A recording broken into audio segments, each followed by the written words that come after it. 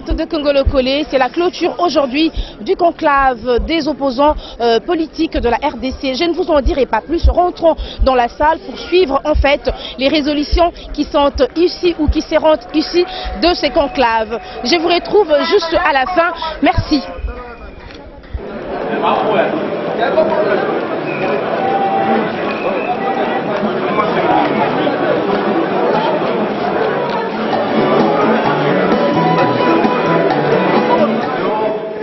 Regagner la salle.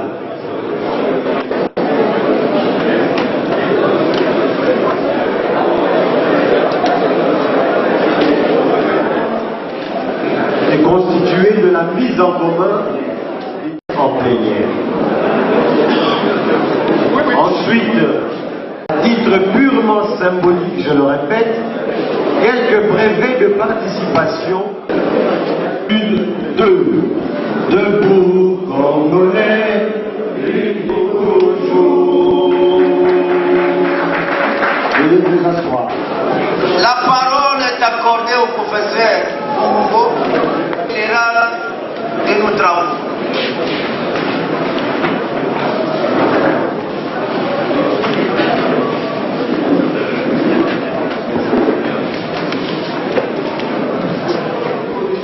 Congolaise et de la déclaration de l'opposition politique du 1er juillet 2013 et s'est tenue à Kinshasa du 2 au 11 juillet 2013, le conclave de l'opposition politique congolaise. Celui-ci a débuté par l'enregistrement, l'identification et l'accréditation des partis et plateformes politiques participants, ainsi que par la mise en place du bureau du conclave. Les travaux des assises se sont déroulés du 6 au 11 juillet 2013 en la salle des fêtes de la congrégation des serviteurs de la charité sur la 15e rue industrielle au numéro 7 dans la commune de Liméry. De l'ordre du jour. 1. Intervention de vice-présidents des partis politiques et plateformes et des personnalités de l'opposition. 2. Problématique de l'analyse de l'ordonnance présidentielle numéro 13 par 78 portant création, organisation et fonctionnement des concertations nationales. 3. Cahier de charge de l'opposition politique congolaise au dialogue politique. 4. Problématique de la révision constitutionnelle et des questions électorales. 5. Projet du règlement intérieur du dialogue politique. 6. Problématique de l'organisation et du fonctionnement de l'opposition politique. 2. De la composition du bureau du conclave. 1. Co-modération. Jean-Pierre Kisanga Bonganga, Jean-Bertrand Ewanga Isewanga, José Makila Soumanda, Serge Mayamba Massaka. Rapporteur général, Michel Bongongo Icole Ndongo. Trésorier, Eva Mouakata. De la composition des commissions. Les principes ci-après ont été appliqués pour la composition des commissions. 1. La libre inscription des participants à la commission de leur choix. 2. L'élection des bureaux de commission. Les membres des bureaux de commission. Commission de l'analyse de l'ordonnance présidentielle numéro 013/078 du 26 juin 2013 en vue d'un dialogue politique. Président Mongulu Tabangane Polika. Premier vice-président Gérard Kamanda Wakamanda. Deuxième vice-président Idamidou Bakatou. Rapporteur Sade Derimani. Rapporteur adjoint Moutoumbi. Commission cahier des charges. Président Matadi Nenga. Premier vice-président Eli Kumbu Kumbel. Deuxième vice-président Auguste Mampouya Kanunga. Rapporteur Paul Moïndo Moulembir. Rapporteur adjoint Fifi Osamia. Commission révision constitutionnelle et questions électorales. Président Mario Mambé. Premier vice-président Eline Gomo. Deuxième vice-président Jean-Gilles Ban. Rapporteur Robert Lema. Rapporteur adjoint Hélène Mbouy. Commission organisation et fonctionnement de l'opposition politique. Président Mayamba Massaka. Premier vice-président Eva Mouakata. Deuxième vice-président Menga. Rapporteur Basanga Umunzoto. Rapporteur adjoint Martine Boukas.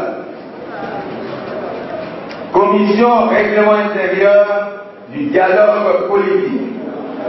Président Ingele Ifoto. Premier vice-président Moulangala Wakabwanga Mida. Deuxième vice-président Kabala Yamba Crispa. Rapporteur Moulumba Corneille. Rapporteur adjoint Ngobe Yangabanga Dupont. Du déroulement des travaux du conclave. 1.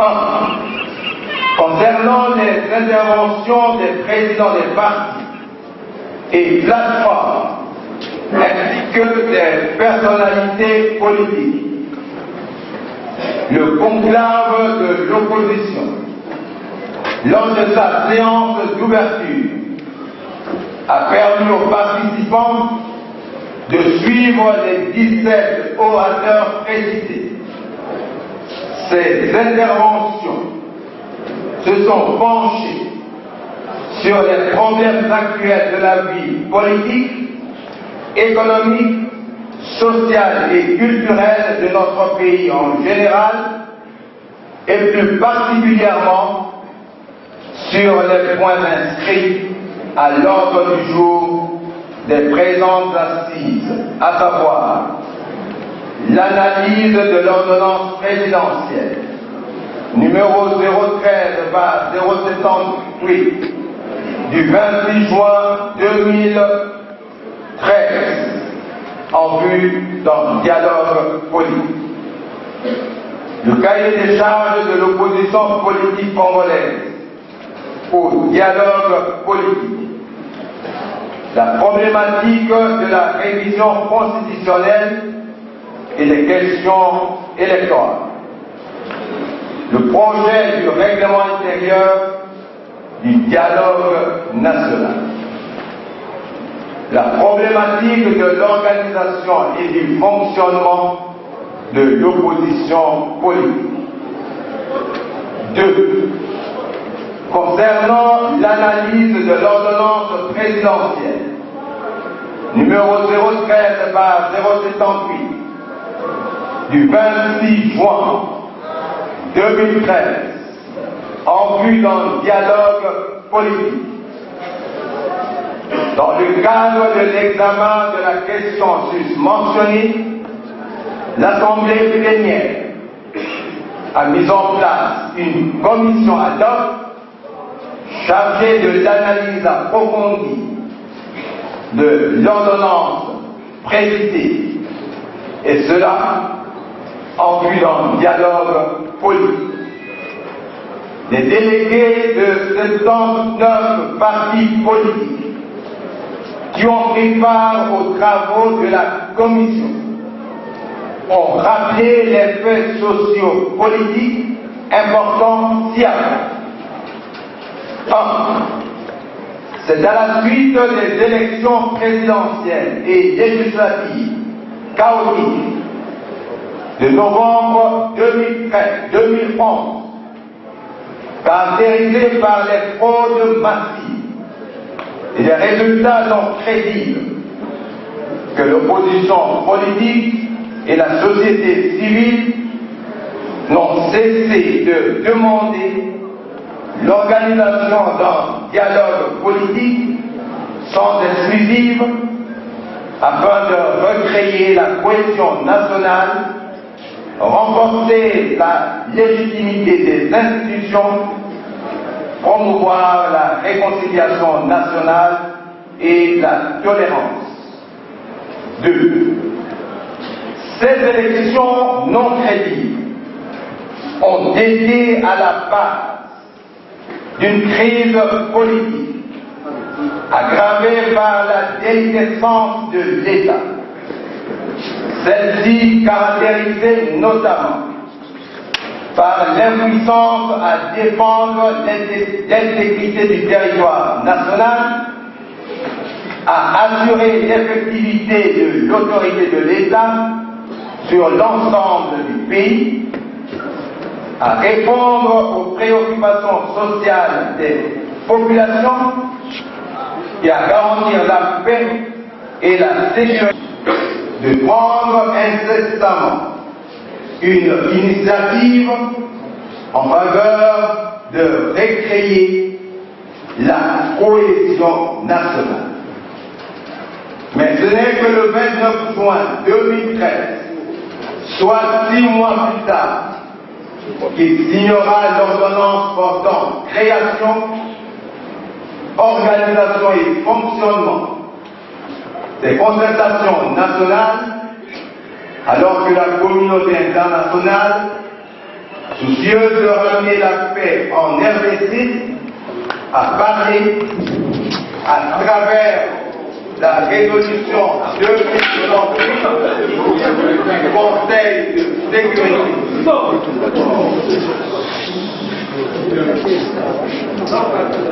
a parlé à travers la résolution 2098 du Conseil de sécurité de l'organisation d'un dialogue politique transparent et sans exclusive entre toutes les parties prenantes dans la crise congolaise. Pour sa part, dans sa déclaration du 1er juin 2013, l'opposition politique a fait une analyse critique de la dite ordonnance et a affirmé ne pas être concernée par des concertations nationales qui ne prendraient pas en compte ses préoccupations de forme et de fond et ne s'accorderaient pas avec les engagements pris par notre gouvernement dans le cadre de l'accord cadre d'Addis Abeba et ne se conformerait pas à la résolution 2098 du Conseil de sécurité. Pour rappel, sur le plan de la forme, au-delà de quelques erreurs matérielles contenues dans l'ordonnance, l'opposition politique a relevé que la convocation du dialogue devrait être précédée par la mise en place d'un comité préparatoire incluant toutes les parties prenantes dans le but d'en définir le format, l'ordre du jour.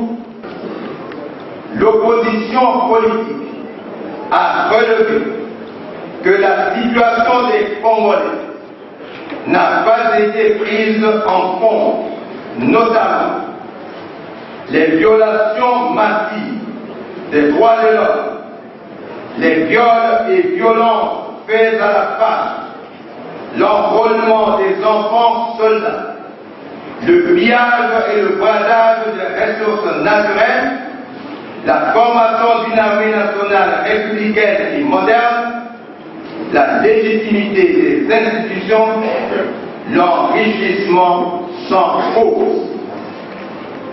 Aujourd'hui, il convient de relever que quand bien même dans sa motivation, l'ordonnance présidentielle se référerait à la résolution 2098, la Cour des comptes, la Direction générale des douanes et assises, l'Office congolais de contrôle et surtout le Parlement qui est l'instance la plus élevée de contrôle des institutions. S'agissant des objectifs de réconciliation nationale, de tolérance et de démocratisation, pour y parvenir, il est impérieux de a. Conclure un compromis politique historique, véritable pacte républicain, devant amener toute la classe politique et la société civile à s'accorder sur la pratique d'une démocratie consensuelle et la mise en train d'un plan de développement économique et social dont le produit doit être porteur de bien-être pour tous les Congolais. B. Indiquer et adopter au cours du dialogue politique les réformes nécessitées par la situation actuelle du pays. C. Fixer les principes, les bases, les actions et le timing pour la formation d'une armée telle que voulue par tous les Congolais, républicaine, apolitique, nationale, professionnelle et dissuasive. Prendre tous l'engagement formel de ne pas réviser les actes verrouillés de la Constitution.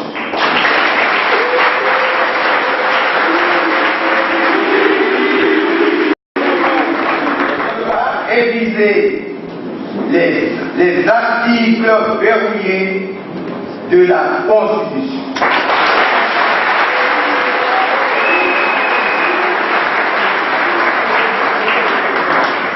Tirer les conséquences de la déliquescence de la légitimité des institutions.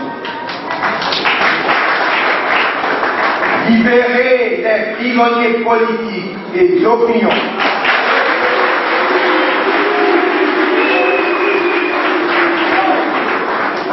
Libérer les prisonniers politiques et d'opinion et sanctionner les auteurs des violations des droits de l'homme.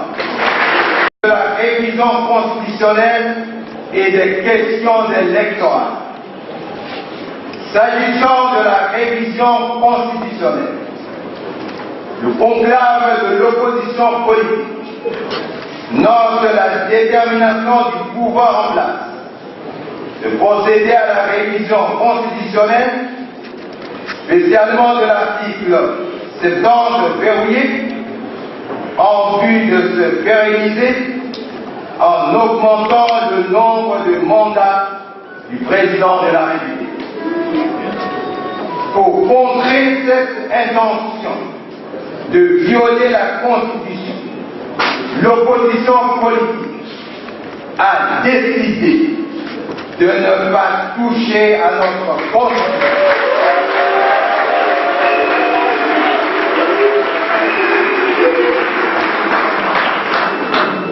Pour contrer cette intention de violer la Constitution, l'opposition politique a décidé de ne pas toucher à notre Constitution et de mener une série d'actions, notamment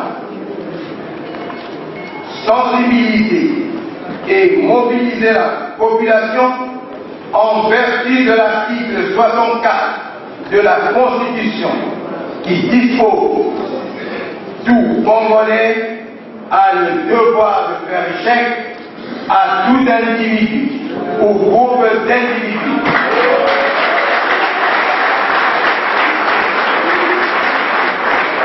qui prend le pouvoir par la force ou qui l'exerce en violation des dispositions de la présente Constitution.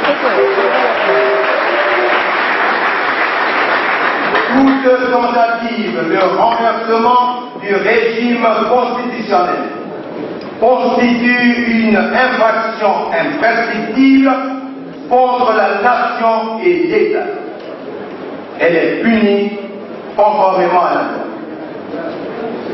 Le mot d'ordre « touche pas à ma Constitution ».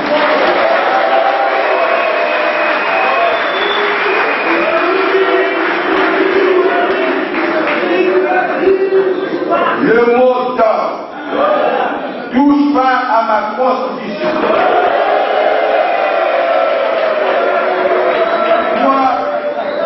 doit désormais être donné au peuple congolais. Responsabiliser les parlementaires pour faire en sorte que le point sur la révision constitutionnelle ne soit retenu à aucun ordre du jour de la présente législature.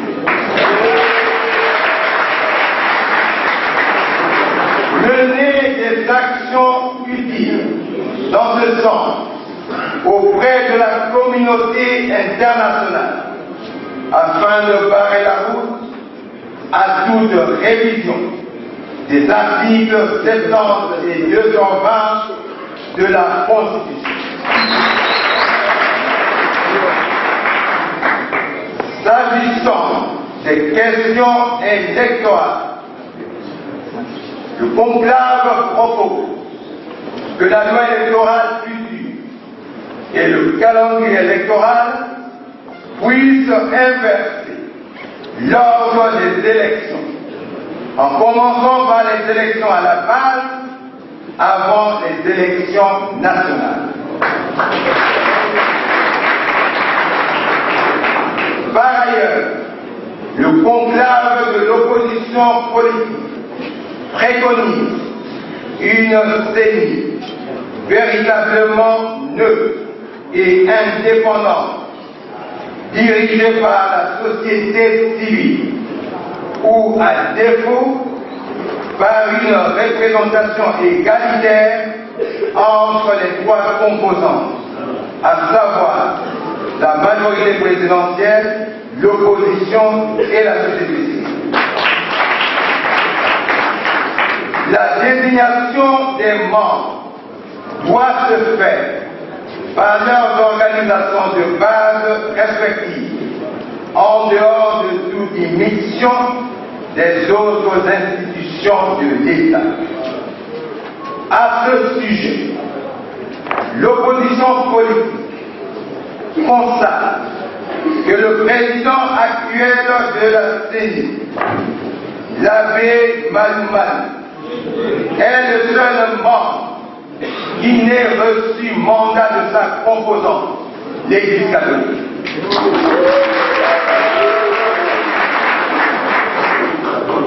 Tout se passe comme si la CENI était devenue l'appendice de l'Assemblée nationale, en ce qu'elle traduit les rapports de force en son sein entre la mouvance présidentielle et l'opposition minoritaire.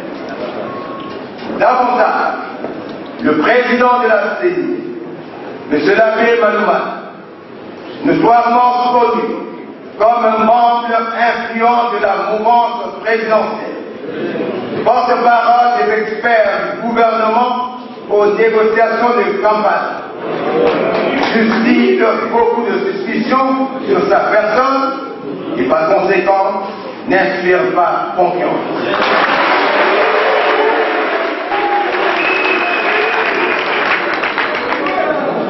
Aux négociations de campagne, suscite beaucoup de suspicions sur sa personne et par conséquent n'inspire pas confiance.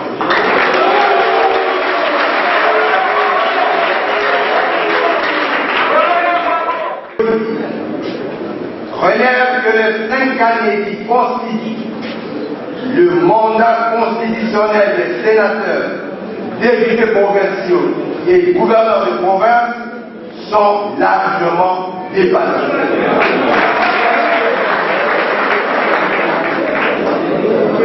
La résolution 2 des présentes assises livre la quintessence de la position de l'opposition politique sur la problématique sud-évo. Concernant la problématique du règlement intérieur du dialogue politique, l'opposition politique en conclave a décidé de donner son point de vue sur le projet du règlement intérieur du dialogue politique lors des contacts qui seront initiés entre elle, la mouvance présidentielle et la société civile au sein du comité préparatoire du dialogue. Concernant la problématique de l'organisation et du fonctionnement de l'opposition politique, face aux enjeux de l'heure et à la nécessité pour l'opposition politique congolaise de parler d'une seule voix, les membres du conclave ont pris la résolution numéro 3 se rapportant à la mise en place d'une structure provisoire de direction et de représentation de l'opposition jusqu'à l'installation du porte-parole de l'opposition.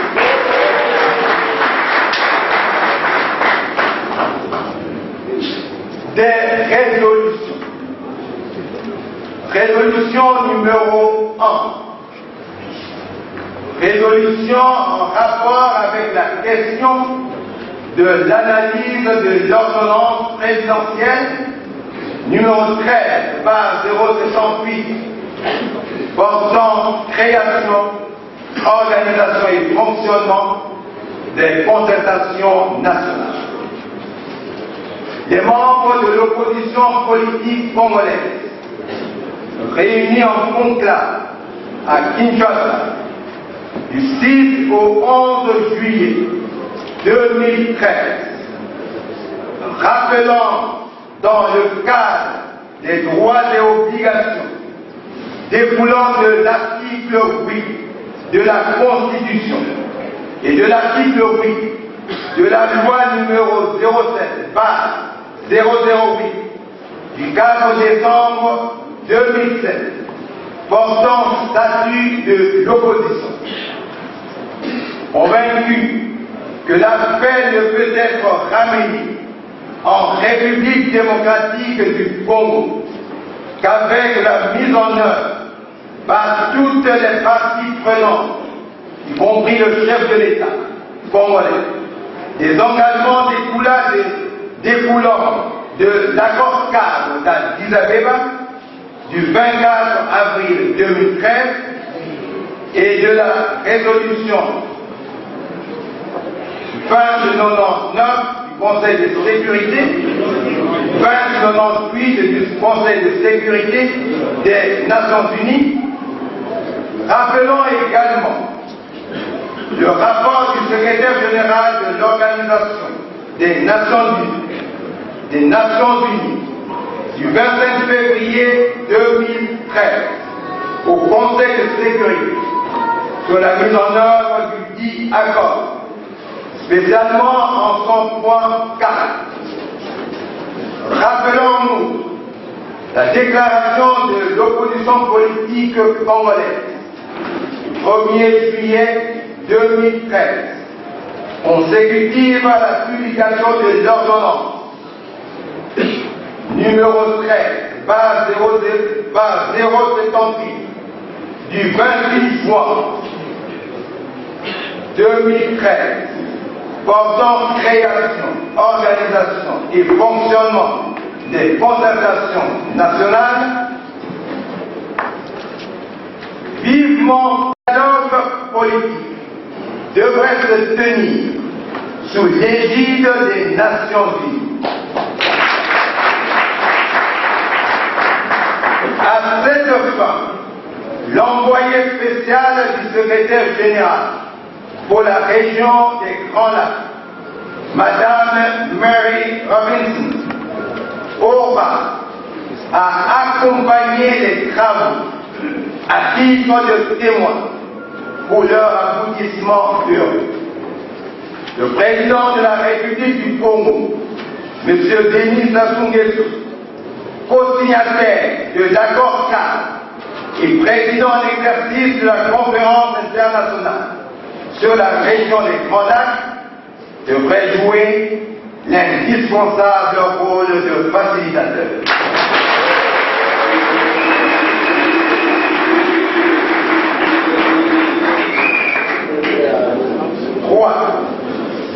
Le dialogue politique aura pour mission de débattre notamment les problèmes sociaux des Congolais. Sur le plan du fond, l'opposition politique a relevé que la situation n'a pas été prise en compte.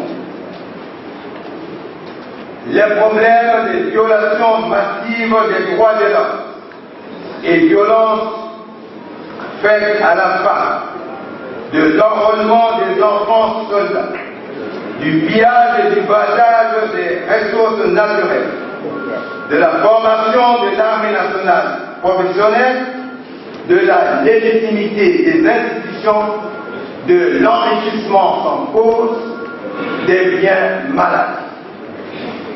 Des matières faisant l'objet des engagements auxquels le président de la République démocratique du Congo a librement souscrit en signant l'accord cadre d'Addis-Abeba. 4. Les principes suivants devront s'appliquer dans la désignation des participants au dialogue politique. 1. La représentation égale des 26 provinces constitutionnelles du pays. 2. La représentation paritaire de la mouvance présidentielle, de l'opposition politique parlementaire et extra-parlementaire et de la société civile. 3. La représentation de la femme, dont le quota est fixé à 30%. La non-exclusion pour permettre la participation des anciens candidats à la dernière élection présidentielle, des chefs de corps constitués, des Congolais de la diaspora et des représentants des groupes armés congolais. La décrispation politique à travers l'amnistie et la libération des prisonniers politiques ou d'opinion. Dressé par une commission préparatoire mixte paritaire composée des délégués de la mouvance présidentielle, de l'opposition politique parlementaire et extra-parlementaire et de la société civile. Elle aura